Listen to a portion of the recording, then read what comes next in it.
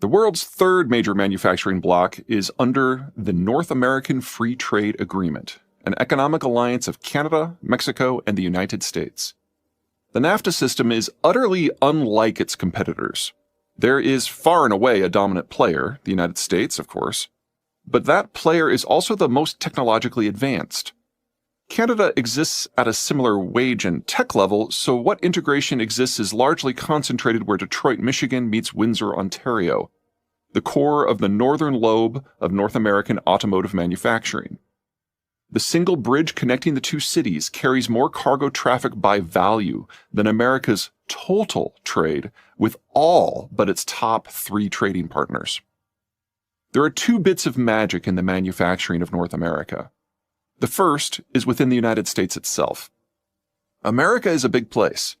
In terms of flattish, usable land, it is easily twice the size of either Europe or China, both of which have vast swaths of nigh useless territories that are mountainous or desert or tundra. Both have built up about as large a population as they can manage, while the Americans could easily double their population and still have loads of spare land, which is precisely what's likely to happen by the end of the 21st century. America may not have the wage variation that exists throughout Asia and to a lesser degree in Europe, but it more than makes up for it with geographic variation. Different parts of the United States have wildly different costs for food, electricity, petroleum products, and land. Each region has its own unique characteristics. Cascadia is known for its left-wing politics, hefty regulation, unionized environment, but most importantly, sky-high urban land costs. Seattle sits on an isthmus, while Portland is squashed between highlands. Both boast traffic as epic as their property prices. The only saving grace from a cost point of view is the region's cheap electricity. Hooray, hydropower. The only play the Pacific Northwest has in the world of manufacturing is to move upmarket and provide the highest value add possible. This is the land of Boeing and Microsoft. The American Northeast is tight. High land costs, high labor costs, overloaded infrastructure, high regulatory barriers, heavily unionized, densely populated cities, nearly zero green space to be had. Most manufacturing has long since decamped the region, leaving behind a weird bifurcation. First are the legacy corporations that date back nearly to the country's industrialization, such as GE, Raytheon, and Thermo Fisher Scientific. None produce all that much locally, but corporate headquarters and intensive design work both call Massachusetts home. Second, what stuff is still built here has been shaped by ever-rising costs for siting, labor, and regulatory compliance. It is a merger of industry and brain work. Biomedical, system controls, scientific instruments, aeronautical and navigational devices, electrical systems, and the design, final assembly, and refurbishment of a variety of aerospace, maritime, and naval hardware. Above all, the Northeast is where the training takes place for the brain work that drives all American manufacturing everywhere. After all, the Northeast is home to Yale, Harvard, and that most hallowed hall of nerds, the Massachusetts Institute of Technology. The Front Range, where I hang my hat these days, and the Arizona Sun Corridor are a world apart. Land is dirt cheap. Regulations are for the bonfire. But there just aren't all that many people, and the cities are certainly not close together. The combined population of the two zones' urban corridors isn't much more than 10 million, and the drive from Colorado Springs, the southern extreme of the very extended Denver metro, to Albuquerque is a cool 4 hours. And even that only if the traffic is light, the weather is good, and the cops are asleep. Between very limited economies of scale and high in-region transport costs, standard manufacturing supply chains are almost out of the question. The solution? Tech servicing and all-in-one manufacturing hubs that don't heavily integrate with the rest of the country unless it makes sense for the product to be flown. This is the corner of America getting into high-end semiconductor fabrication of the Japanese and Taiwanese style. The Gulf Coast is Energy Alley. Petroleum and natural gas are both produced and processed there. The shale revolution has so deluged the region in vast volumes of low-cost, high-quality hydrocarbons that the region is busy expanding its industrial plant to make not just intermediate products like propylene and methanol, but increasingly down-market products like safety glass, diapers, tires, nylon, plastics, and fertilizer. The biggest problem? Siting can be a bit of a bitch. Big refineries need maritime access and lots of space. Still, this region lucks out in two ways. First, the Texas coast sports an extensive chain of barrier islands that provide it with more shielded port potential than all of Asia. And the lower Mississippi in southern Louisiana isn't even remotely shabby either. Second, most American petrochemical facilities were built with lots of standoff distance. Working with large volumes of oil and natural gas at high temperatures can be dangerous work. At least some of that empty space can be converted and is being converted into yet more industrial capacity. A region that consistently surprises to the upside is the American Piedmont. Sub-average educational system, semi-rugged terrain that both increases transport and land costs while limiting opportunities for integration and economies of scale. Limited options for river transport. Doesn't feel like the South should be very successful. But the locals more than make up for the shortcomings with oppressively felonious levels of charm. Rather than wait for investors to come to them, Southerners venture out to potential investors the world over, typically bringing with them their delegation's combined body weight in bourbon to smooth over any cultural barriers. Fun fact, when hard-drinking American Southerners meet with equally hard-drinking Koreans, the result is one of those irresistible force, immovable object contests. Once the Southerners inebriate, land an investor, they then set to work back home to create the perfect customized business environment. Infrastructure is expanded, the workforce is exquisitely tailored not just for the investor's business, but for specific jobs. Tax laws are changed, and the Southerners do what they do best, make outsiders feel like they're part of the family.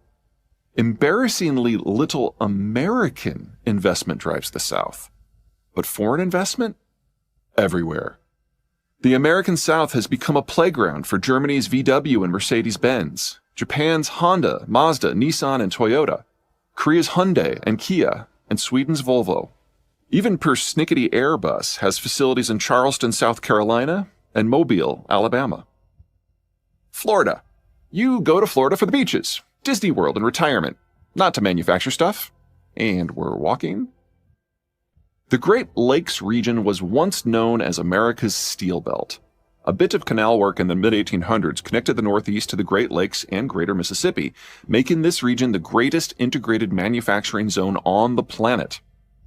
For a time. During the Great Depression, the Americans adopted something known as the Jones Act, which forced any cargo shipped between any two American ports to use only vessels that were American-built, owned, captained, and crewed. That, put conservatively, increased the cost of water transport in the United States by a factor of 5. What made this region special and successful? Withered. Add in international competition during the globalization age, and the region has since been reimagined as the Rust Belt, despite arguably having the nation's best educational system. Manufacturing still exists, of course. Illinois is home to none other than John Deere, with the bulk of the continent's large farm equipment even today manufactured in the Midwest. Detroit is no slouch, but neither is it the region's norm. Instead of mass volume, heavily integrated systems, most players are on the small side, heavy into highly technical custom work and often supplying specialty parts to Texas. The Texas Triangle comprises the cities of Houston, Dallas-Fort Worth, Austin, and San Antonio. From a manufacturing point of view, the Triangle has it all. Cheap food, cheap power, cheap land, no income tax, minimal corporate tax, hilariously light regulations. And that won't change. Hell, the Texas legislature only meets once every other year for only 35 days, and legislators are constitutionally barred from even considering legislation for the first half of that time window. American manufacturers of all types have flocked to the region. The single biggest subsector is automotive, but that oversimplifies a dizzying variety and dynamism. Austin operationalizes Silicon Valley's ideas. Dallas-Fort Worth leverages its banking center to turn Austin's brain work into mass manufacturing. San Antonio mixes lower cost than even the Texas average with the tech of Austin to blow out anything that can be put on an assembly line. But the real star of the Texas game is Houston. It plays with Austin in tech, and Dallas-Fort Worth in automation, and San Antonio with mass manufacture, and it is a financial capital, and it is America's energy hub, and it is in the Gulf Coast region, and it is America's biggest port by value, and it is really good at moving around big chunks of metal. The machine work the Germans are so good in, Houston comes in a solid second place globally. No wonder Houston is the country's second largest concentration for Fortune 500 headquarters. Most of America's regions would do very well flying solo, but they do not need to. Add in the country's broad-scale road and rail system for transporting intermediate products, and in many ways the American manufacturing system has more variety than even Asia, even without its northern and southern neighbors. This brings us to the second bit of magic in NAFTA manufacturing. America does have a neighbor that complements its system, Mexico. The wage differential between the American and the Mexican average is approximately 6-1, less than Asia's split, but bigger than Europe's. That doesn't tell the entire story, however. Mexico is a different beast compared to many of the other countries we've covered. Anti-Americanism didn't stop dictating Mexican industrial policy until the 1990s. And Mexico didn't really start playing the industrialization game until 2000, which, incidentally, is a mere heartbeat before China was admitted to the World Trade Organization. Being a late starter definitely generated some problems, but nothing has held Mexico back more than its topography. Mexico's low latitude puts it firmly in the tropics. The combination of tropical heat and tropical moisture and tropical bugs makes the tropics the most problematic climate possible for industrialization. Building materials are compromised. Concrete often sets incorrectly due to the humidity. Asphalt slides in the heat. And the population must do battle with tropical diseases. Mexicans address these issues by moving up onto the broad plateau between the Sierra Madre mountain chains, but that has generated new problems. Living at altitude means no coastal access and no navigable rivers, necessitating artificial infrastructure that must battle with the terrain at every step. Trains can only carry half their nameplate capacity when on rails that aren't as little as a 0.25% slope. And there's a lot more than a 0.25% slope on most mountains. Everything gets very expensive very quickly. Another problem of moving up a mountain is that the higher one climbs, the lower the humidity and the vapor pressure of water. For those of you who live at sea level, that means water not only evaporates quickly, it actually boils at a lower temperature, specifically about 15 degrees lower in Mexico City than in Miami. These characteristics take us two places. First, Mexico does have an extreme labor cost variation of the sort that makes East Asia work so well. The country's fractured nature ensures it. But that variation is not easily accessible, making the point more or less moot until such time as Mexico's infrastructure can catch up. Second, as one moves north from Mexico City, the combination of higher latitudes plus different wind and sea currents and a shifting mountain complexion turns the land to desert. Normally, this would be bad. Rainfall is so low that very little non-irrigated agriculture occurs in northern Mexico at all. That means cities are on their own. There are no hinterlands to draw tomorrow's population from. But that, in turn, creates an interesting political and economic dynamic. When cities are, in essence, oases, the normal evolution is for a single person or small group of people to assert control over just about everything. If infrastructure or industrial plant needs to be built, someone has to pay for it, and whoever does the paying likes to keep control over it. If the city isn't surrounded by a belt of forest or farms, there really isn't anywhere for rebels to hide. That makes the Mexican system, particularly the northern Mexican cities, fairly oligarchic. Normally, oligarchic systems are neither wealthy nor dynamic because the bosses keep the cash to themselves. In the case of northern Mexico, however, these jefes are hard up on the U.S. border and serve as gateways to the world's largest industrial and consumer market. That changes the math. Northern Mexican business people still integrate with one another, at least within their own shared metro region, but it is far more important for them to plug into an American supply chain, particularly the wealthy Texas Triangle supply system. Perhaps best of all, while the United States features the developed world's healthiest demographic structure, Mexico features the best of the advanced developing worlds.